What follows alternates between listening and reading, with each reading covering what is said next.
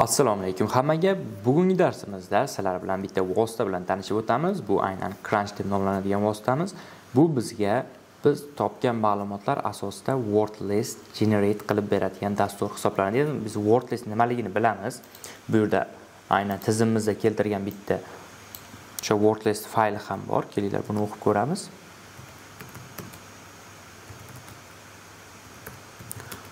Bu aynan tizimimizda default holatda keltirilgan bo'ladi. Kali va Parrot operatsion tizimlarida. Ko'radigan bo'lsak, ma'lumotlarimiz o'qilyapti, ya'ni shunaqa parollar to'plami. Buni to'xtata qolaman. Okay. Demak, shu vosita bilan tanishib chiqishimiz kerak. Bu nimaga kerak bo'ladi? Aynan brute force dictionary attack deganimizda hujum jarayonida mana bunaqa parollardan foydalangandan ko'ra shaxsiy ma'lumotlar asosida boshqa yaratib olsak, samaradorlik ancha yuqori bo'ladi. Va biz ko'rayotgan parollarimiz aynan butun dunyo bo'ylab, asosan Yevropa, AQSh taraflaridan olinganligi uchun o'zbeklar bunaqa paroldan kam foydalanishi mumkin. Agarda bizda o'sha test qilayotgan tizimimiz o'zbekistonliklar tomonidan bo'ladigan bo'lsa, ya'ni O'zbekistonda bo'ladigan bo'lsa. Xo'p, demak, shu dasturimizni o'rnatishni ko'rib chiqamiz. Xo'p, Crunch, ya'ni mana shunaqa vositamiz. Buni o'rnatib olamiz. Menda allaqachon o'rnatilgan. Agarda sizda mavjud bo'lmaydigan bo'lsa, shu tartibda o'rnatib olishingiz mumkin. Undan keyin qaranglar, ba'zi bir foydalanish komandalari bilan ko'rib chiqamiz. Undan oldin men buni ham ko'rsatib o'tib ketaman, ya'ni bu yerda juda ko'p option berilmagan ekan, ya'ni min, max ko'rsatilgan xolos. Okay, men yordamida ko'raylik. Balkim unda biroz ko'proq ma'lumot. Bu yerda biroz ko'proq ma'lumot va har bitta harf uchun alohida vazifalar ham yozib o'tilgan. Bu yerdan ham ko'rsak bo'ladi. Xo'p, kelar desktopga o'tib olamiz. Va endi Crunch yordamida word list generate qilishni ko'ramiz. Misol uchun bizda shunaqa narsa borki, xo'p, 4 tadan 6 tagacha bo'lgan pin kodlar bor deylik. Va u barcha raqamlardan iborat bo'lishi mumkin. Ya'ni barcha raqamlardan tashkil topgan 4 yoki 6 xonali mana shu oralikda bo'lgan biror bir kod kerak bizga. Buni ham bu yerda boshqa terminalda yozaylik, masalan, keyin ichidan qidirib ko'ramiz. Xo'p, 6 xonali yoki 5 xonali biror son. 56384. Mana shu sonni keyin tekshirib ko'ramiz, aynan bor yoki yo'qligini. Va -o parametr yordamida biror bir faylga yozib olishimiz mumkin bu narsani. Xo'p. Numbers list qilaylik va text faylga yo'naltirib olamiz. Xo'p. Bizda demak umumiy hajm ko'rsatilyapti va soni ham ko'rsatilyapti. Hajm sifatida bu yerda 7.650.000 byte va soniga esa 1.110.000 ta word list generate qilindi. Ya'ni o'sha so'zlarimiz, to'g'ri raqamlar. Endi kelinglar buni o'qib ko'ramiz. Ya'ni biz xohlagandek chiqdimi? Numbers list qiladigan bo'lsak, ko'rishingiz mumkin, bu yerda chiqqan. Okay. Endi aynan biz qidirayotgan raqam, o'sha parolimiz bor yoki yo'qligini tekshirib olamiz. 56384. Ko'radigan bo'lsak, mana bu yerda aynan shuni o'zi chiqib turibdi. Ya'ni mana shu tartibda generate qilib olsak bo'ladi. Bu yerda harflarni ham belgilab ketishimiz mumkin edi. Aynan generate qiladigan joyimizda qayta yozaylik. Bunda biroz uzunroq bo'ladi endi. Xo'p. 6 ta belgi qilamiz. A, B, C. 1 2 3 A, B, C. Okay.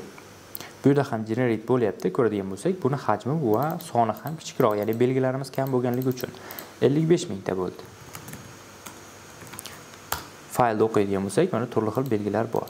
Endi bulardan kombinatsiya qilib chiqamiz. Kelinglar, bizda qanaqa belgilar bor edi? Ya'ni 1 2 3 ABC bor ekan. Okay. A1, B2,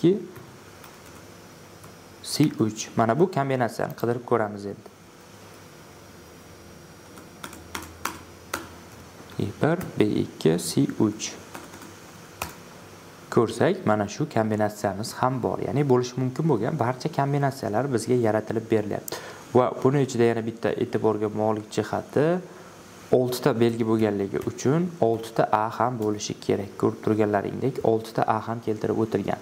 Ba'zan bu aynan son oshishiga yoki da xotirani to'lishiga olib keladi. Ya'ni 6 ta A bizga kerak emas, asosan kombinatsiyalar bo'lishi aniq. Mana shu belgilar, mana shu holatlar uchun ham crunchda o'zining alohida opsionlari bor, ya'ni maksimal birga kelishi mumkin bo'lgan belgilarni ham belgilab qo'yishimiz mumkin. Xo'p, kelinglar bir sal reallikka asoslangan narsa ko'rib chiqamiz. Sudo add user. User add bilan qo'sha qolamiz. User add -m va bitta user yaratishimiz kerak. Misol uchun Islom bo'la qolsin. Islom nomli user yaratib olyapmiz. Parolimizni kiritib olamiz. User yaratildi. Sudo pswd Islom. Unga endi parol biriktirib olamiz. Parol qanaqa bo'ladi? Xo'p, kelinglar parolni Karimov deb oladigan bo'lsak, aynan stand-up comic. Xo'p, va u yilidan foydalanmoqchi bo'ldi parol oxirida. Masalan, menimcha 94-yil beraylik va birorta belgi ham qo'shmoqchi bo'ldi, u parolni mustahkamroq qilish uchun va ampersand belgisini tanladi. Ya'ni mana bu ko'rinishda u parol yaratib oldi. Kelinglar chalg'imaslik uchun shuni ham kichik qilaylik, buni ham keyin ko'rib chiqamiz. Ya'ni uni paroli shu tartibda bo'lar ekan. Va shu parolni bu yerga kiritib olamiz. 94 va ampersand belgisi. Qayta yozib olamiz. Va ampersand belgisi. Parol qo'yildi deyapti. Endi u tizimga o'tib olamiz. Tizimga o'tdik. Va bu tizimda biz sudoni ishlata olmaymiz. Kelinglar shu yerda yoqsak ham bo'ladi. Systemctl statusini tekshirib olamiz. SSH'da. Xo'p, demak inaktiv holatda turibdi. Buni yoqib olamiz. Start SSH. Va endi yoqib oldik. Okay. Mana bu yerda server listening sifatida port 22 ko'rsatilyapti. Endi mana shu parolni qanday qilib generate qilish mumkinligini ko'rib chiqamiz sizlar bilan Crunch vositasi yordamida. Ya'ni bizda ma'lumotlari bor, tug'ilgan yili, familiyasi bor. Biz shunaqa taxmin qildik, bo'lishi mumkin shunaqa belgilar. Shunda endi Crunch vositasi yordamida maksimal yoki minimal uzunliklar yozishimiz kerak. Xo'p, bu yerda nechta belgi bor? 7-10 ta belgi bor ekan. Kelinglar minimalga ham, maksimalga ham 10 ta kiritamiz. Oraliqda farq bo'lsa, hozir vaqt olib qo'yishi mumkin. Undan keyin qiladigan ishimiz -t yordamida belgilab olamizda. Mana Karimov. Undan keyin bizda shunaqa narsa bor, yana bitta. Bu raqamlar bilan ishlash uchun foiz belgisi. Ya'ni bu yerga foiz belgisini qo'yadigan bo'lsak, bu yerga barcha raqamlarni qo'yib sinab ko'radi va bizda ikkita raqamga joy tashladik. Va belgilar bilan ishlash uchun esa bizda mana bu belgi bor. Ya'ni mana shu tartibda qiladigan bo'lsak, bu yerga raqamlarni, bu yerga belgini qo'yib generate qiladi. -o yordamida keyin hop islom.txt qilib olamiz faylimizni. Hop, hajmi sifatida 36000 bayt va 3300 ta bo'lishi mumkin bo'lgan parol sifatida kiritib o'tildi. Head yordamida o'qib ko'ramiz, kelinglar. O'qib ko'rganimizda mana ko'rishingiz mumkin 00 qo'yilyapti-da va barcha belgilar yozib chiqilyapti. Va belgilarimiz tugagandan keyin bu birga o'zgarib, yana shunaqa tartibda ketadi. Tail yordamida o'qib ko'ramiz. Bu yerda endi 99 va u yerdagi belgilar ham ko'rsatib o'tilgan. Va endi mana bu tizimga shunaqa hujum ko'rishga harakat qilamiz.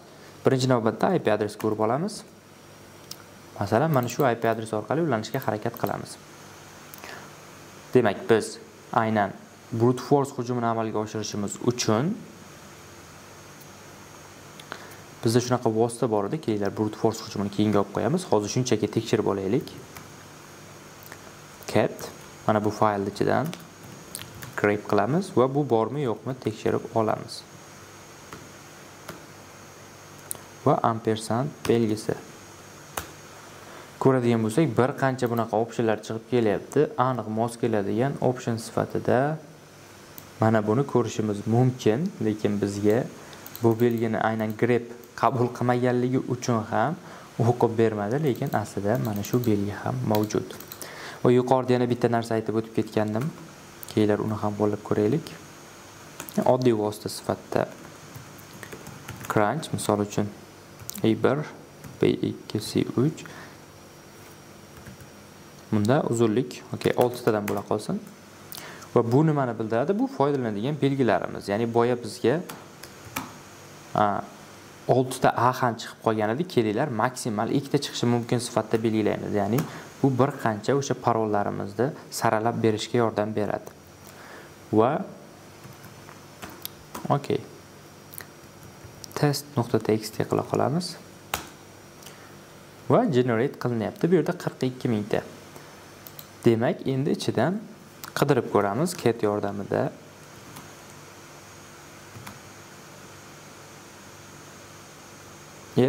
Biz faylga yo'naltirmadikmi?